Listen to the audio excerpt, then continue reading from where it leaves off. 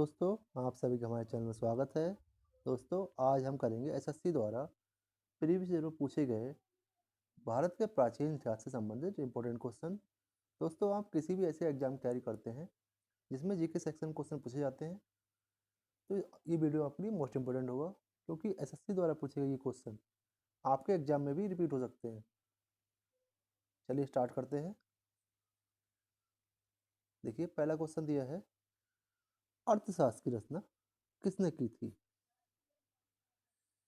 दोस्तों, इसका आंसर होगा ऑप्शन 2, कौटिल्य। देखिए, कौटिल्य का ही नाम चाणक्य था, कौटिल्य का ही नाम विष्णुगुप्त था।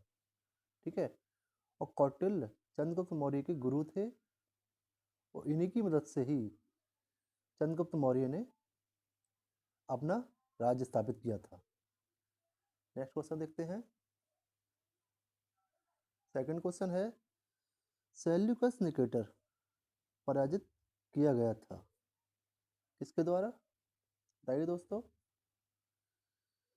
इसका आंसर दोस्तों होगा ऑप्शन 2, चंद्रगुप्त मौर्य। चंद्रगुप्त मौर्य ने सेल्यूकस निकेटर को हराया था। क्वेश्चन नंबर तीसरा है, तक्षशिला विश्वविद्यालय किन दो नदियों के बीच स्थित था? मोस्ट इंपोर्टेंट क्वेश्चन एग्जाम के लिए आपके। इसका आंसर है सिंधु तथा झेलम। दोस्तों, तक्षशिला इस समय पाकिस्तान में चला जा चुका है। नेक्स्ट क्वेश्चन देखते हैं। नेक्स्ट क्वेश्चन है, यूनानियों को भारत से बाहर किसने निकाला था? इंपोर्टेंट क्वेश्चन है आपके एग्जाम के लिए। इसका आंसर है ऑप्शन 1, चंद्रगुप्त मौर्य ने। नेक्स्ट क्वेश्चन देखते हैं, कलिंग युद्ध किस वर्ष हुआ था?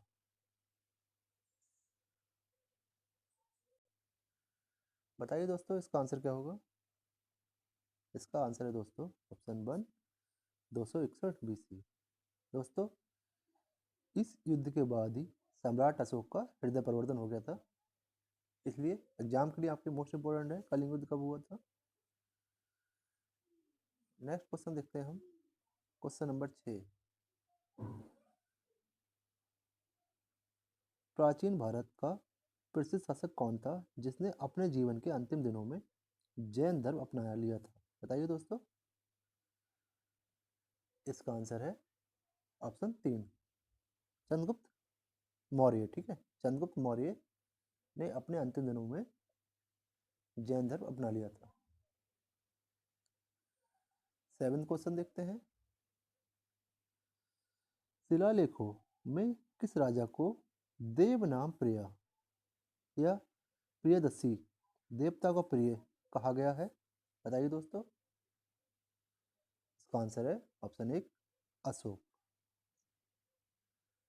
सम्राट अशोक को देवता को प्रिय कहा गया है। क्वेश्चन नंबर 8 है, मौर्य वंश के बाद निम्नलिखित में से किसने मगध पर शासन किया था? बताइए दोस्तों। इसका आंसर है ऑप्शन 3, शुंग वंश ने। क्वेश्चन नंबर 9, चरक किसके दरबार में प्रसिद्ध चिकित्सक था? इसका आंसर है ऑप्शन 4, कनिष्क। चरक कनिष्क के दरबार में प्रमुख चिकित्सक थे। ठीक है। क्वेश्चन नंबर 10 देखते हैं, निम्नलिखित में से पहली बार किसने बिहार के बोध गया में महाबोधि मंदिर का निर्माण करवाया था? इंपोर्टेंट क्वेश्चन आपके एग्जाम के लिए। इसका आंसर है ऑप्शन 2, अशोक। अशोक ने बिहार में महाबोधि मंदिर का निर्माण कराया था पहली बार। ठीक है। 11वां नंबर है,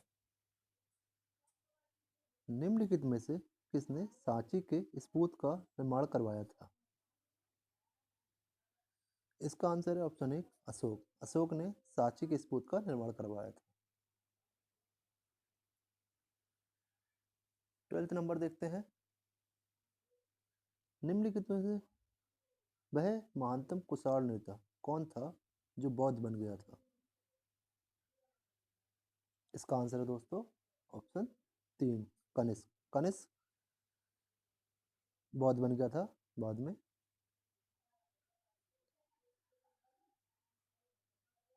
13 नंबर पे है, चंद्रगुप्त मौर्य के दरबार में पश्चिम एशिया के यूनानी राजा सेल्यूकस निकेटर द्वारा भेजा गया राजदूत कौन था? मोस्ट इंपॉर्टेंट क्वेश्चन एग्जाम के लिए आपके। इसका आंसर है ऑप्शन 3, मेगास्थनीज। 14 नंबर है, कनिष्क किस वर्ष राज सिंहासन पर आरूढ़ हुआ? कब हुए थे कनिष्क राज सिंहासन पर आरूढ़, ये बताना है आपको। इसका आंसर है ऑप्शन 2, 78 ईस्वी में। 15 नंबर, निम्नलिखित में से किसने और कब पहली बार अशोक के शिलालेखों का अर्थ स्पष्ट किया था? इंपॉर्टेंट क्वेश्चन एग्जाम के लिए।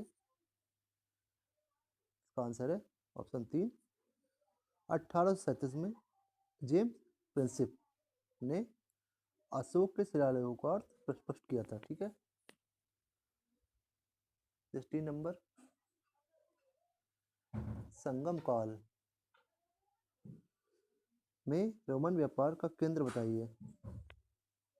इसका आंसर है ऑप्शन 4, मिसिर। ठीक है। 17 नंबर है, कुषाण काल में भारतीय और ग्रीक शैली के मिश्रण से विकसित कला शैली किस नाम से जाना जाता है? इसका आंसर हो जाएगा दोस्तों ऑप्शन 3, गांधार शैली, गांधार कला। गांधार कला भारतीय और ग्रीक शैली का मिश्रण है। ठीक है। इंपोर्टेंट क्वेश्चन एग्जाम के लिए आपके। 18 नंबर है, राजा खारवेल किसके चेदी वंश के महानतम शासक थे? बताइए दोस्तों इसका आंसर। इसका आंसर हो जाएगा ऑप्शन 2, कलिंग। राजा खारवेल चेदी वंश के कलिंग वंश के शासक थे। 19 नंबर है, भारतीय प्राचीन चोल साम्राज्य की राजधानी कहाँ पर थी? इसका आंसर है ऑप्शन 1, उरैयूर। उरैयूर। ठीक है।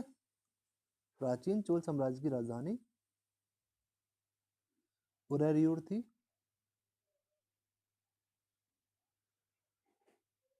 20 नंबर पे देखते हैं दोस्तों, अशोक के समूचे भारत और सीलोन में बौद्ध धर्म के का प्रसार किस प्रकार किया?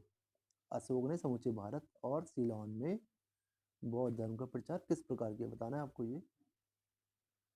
इसका आंसर है दोस्तों ऑप्शन 2, धर्म महापात्रों को भेजकर। 21 नंबर,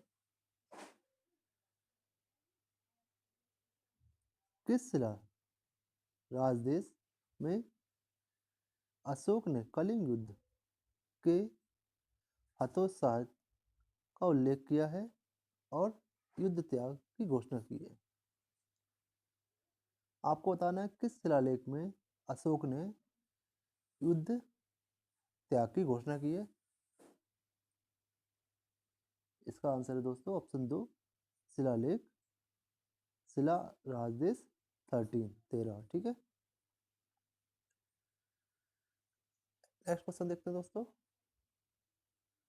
22 नंबर है, बिंदुसार के शासनकाल के दौरान अशांति कहाँ थी? इसका आंसर है ऑप्शन 3, तक्षशिला में। 23 नंबर है, 23 नंबर, अर्थशास्त्र के लेखक किसके समकालीन थे? इंपॉर्टेंट क्वेश्चन एग्जाम के लिए आपके। इसका आंसर हो जाएगा ऑप्शन 2, चंद्रगुप्त मौर्य। अर्थशास्त्र के लेखक दोस्तों आचार्य चाणक्य थे, जो कि चंद्रगुप्त मौर्य के समकालीन थे। 24 नंबर है, सातवाहन का सबसे बड़ा शासक कौन था? इसका आंसर है ऑप्शन 2, गौतमी पुत्र सतकर्णी। गौतमी पुत्र सतकर्णी सातवाहन वंश का सबसे बड़ा शासक था। 25 नंबर, चंद्रगुप्त मौर्य ने अपने अंतिम दिन कहाँ व्यतीत किए? इसका आंसर है ऑप्शन 4, श्रवणबेलगोला। चंद्रगुप्त मौर्य अपने अंतिम दिनों में जैन धर्म अपना लिया था उन्होंने, और अंतिम दिन अपने श्रवणबेलगोला में बिताए थे। 26 नंबर है, निम्नलिखित में से कौन सा शासक कुषाण वंश से था? इसका आंसर है ऑप्शन 3, कड़फिसेस 1। 27 नंबर पर क्वेश्चन है दोस्तों, सातवाहन साम्राज्य के संस्थापक कौन थे? ये बताना है आपको। इसका आंसर है ऑप्शन 2, सुमिक सुमिक सातवाहन वंश के संस्थापक थे। 28 नंबर है, गांधार कला किन दो कलाओं के संयोजन है? बताइए दोस्तों। इसका आंसर है ऑप्शन 2, हिंद यूनानी। गांधार कला हिंद यूनानी कलाओं का मिश्रण है।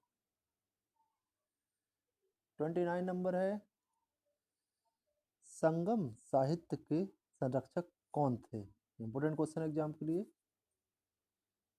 इसका आंसर है ऑप्शन 3, पार्ण। 30 नंबर, अशोक के शिलालेख पर किसकी लिपि का प्रयोग किया गया था? अशोक के शिलालेख पर कौन सी लिपि का इस्तेमाल किया गया था? क्वेश्चन ये है। इसका आंसर है ऑप्शन 1, ब्राह्मी लिपि। नेक्स्ट क्वेश्चन देखते हैं।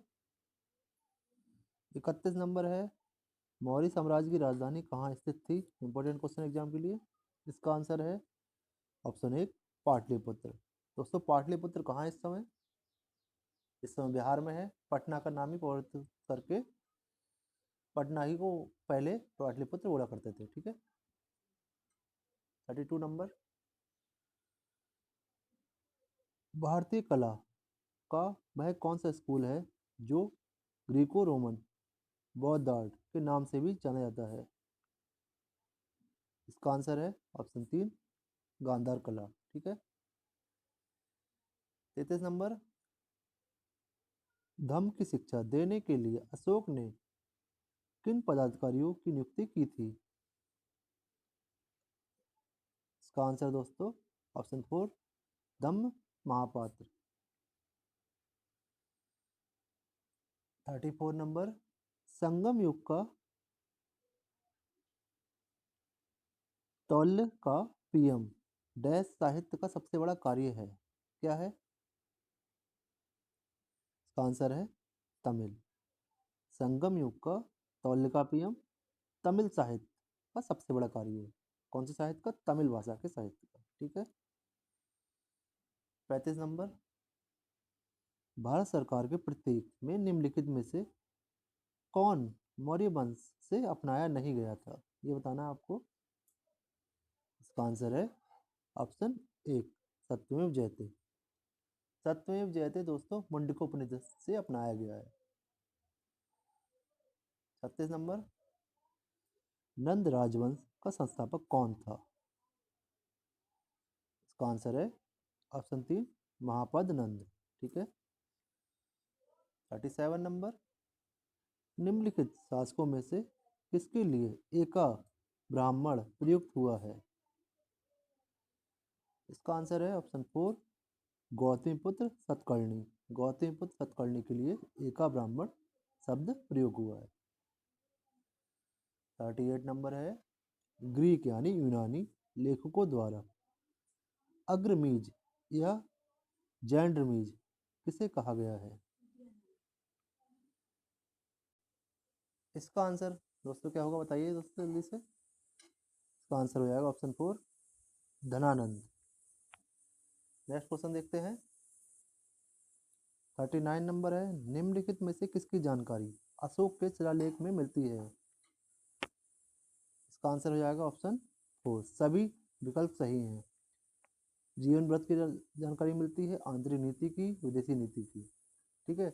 इन तीनों की जानकारी अशोक के शिलालेख में मिलती है। ठीक है। नेक्स्ट क्वेश्चन 40 नंबर पे है, निम्नलिखित में से किसने इस सांची के स्तूप का निर्माण करवाया था? एग्जाम के लिए इंपॉर्टेंट क्वेश्चन आपके।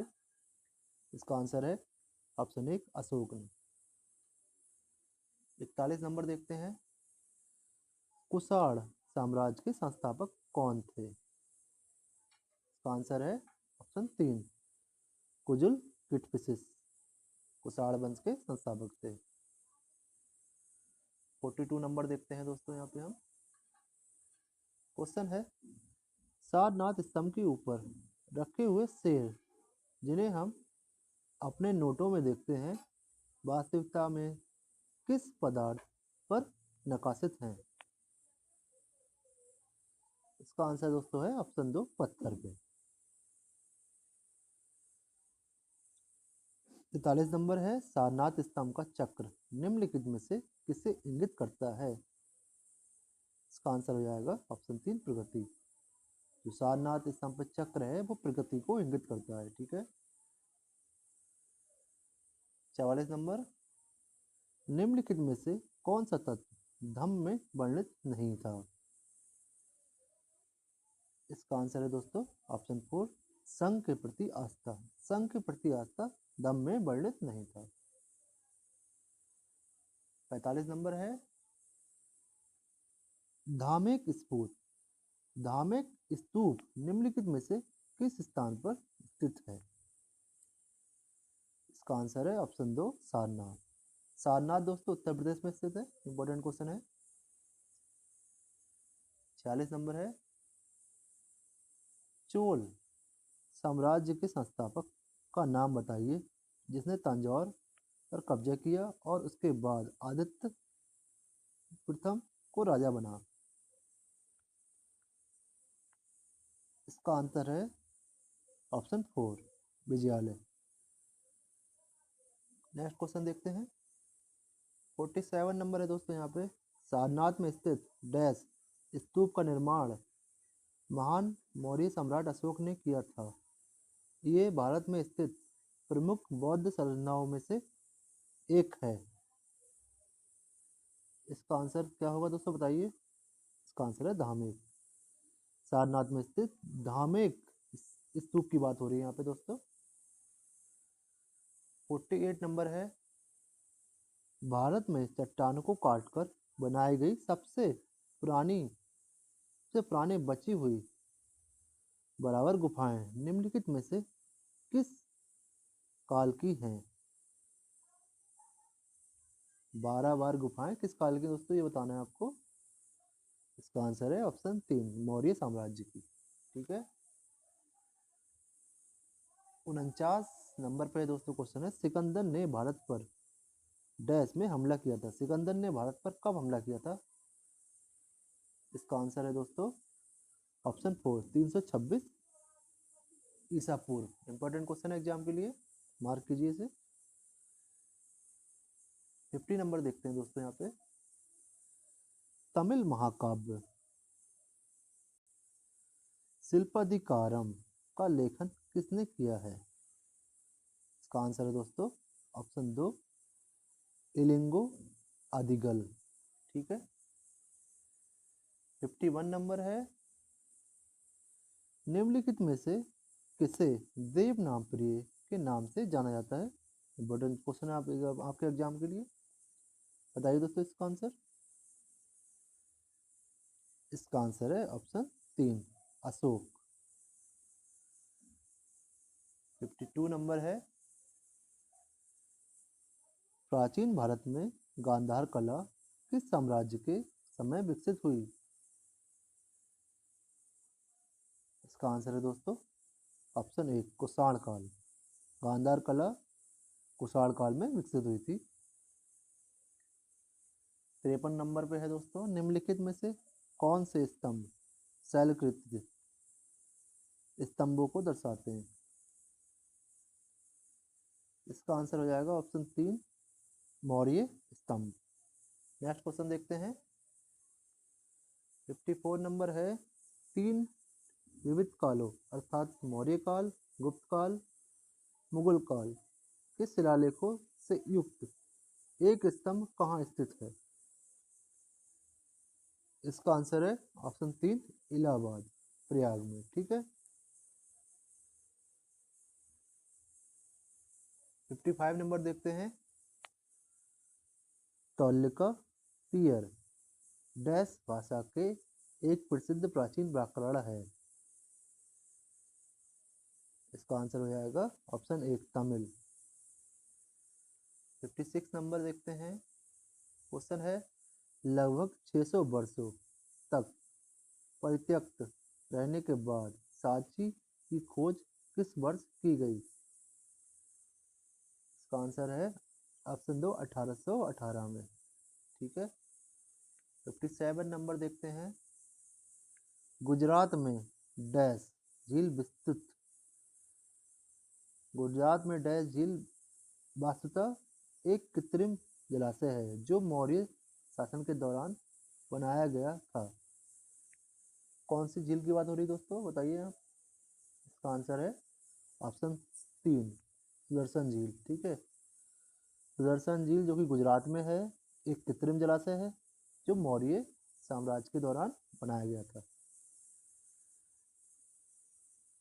58 नंबर है विक्रम संवत कब आरंभ हुआ था?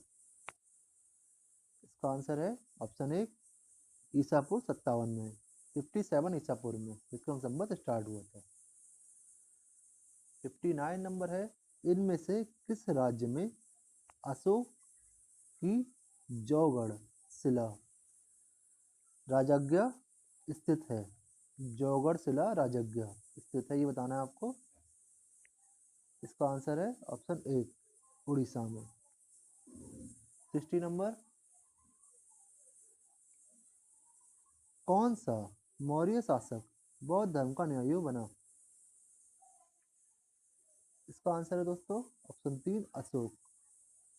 61 नंबर प्राचीन भारत में वाकटक राजवंश के संस्थापक कौन थे? इसका आंसर है दोस्तों ऑप्शन 2 बिंद शक्ति। बिंद शक्ति वाकटक राजवंश के संस्थापक थे।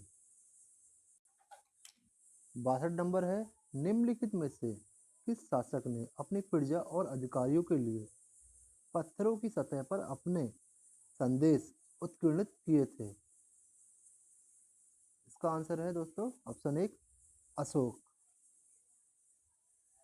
63 नंबर है चंद्रगुप्त ने डैश के खिलाफ विद्रोह का नेतृत्व किया और उन्हें पराजित किया था और उन्हें पराजित कर दिया, बताना है दोस्तों इसका आंसर। इसका आंसर है दोस्तों ऑप्शन 4 नंद।